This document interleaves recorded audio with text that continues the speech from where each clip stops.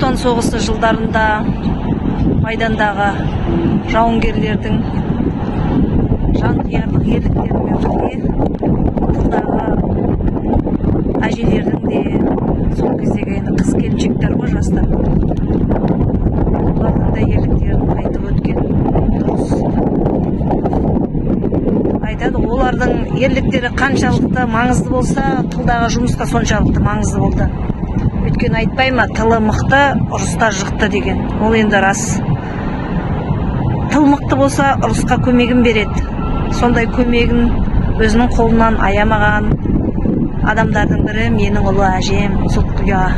Сұлтия апам өзінің көзінің тірісі кезінде айтып отыратын: ой, біз осы өмірде не көрмедік деп.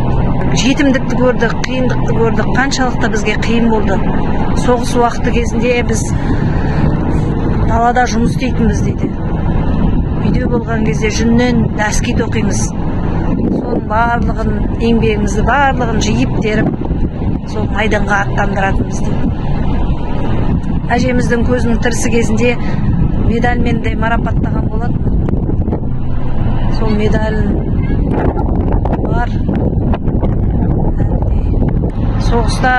Соғыстың ауыртпалығын көру үшін міндетті түрде соғысқа қатысу қажет болған жоқ. Сол кезде сыртта жүрген осындай біздің әжелеріміз де еңбек етіп, өзінің осы ұлы жеңіске жетуіне бір септігін тигізді оларда.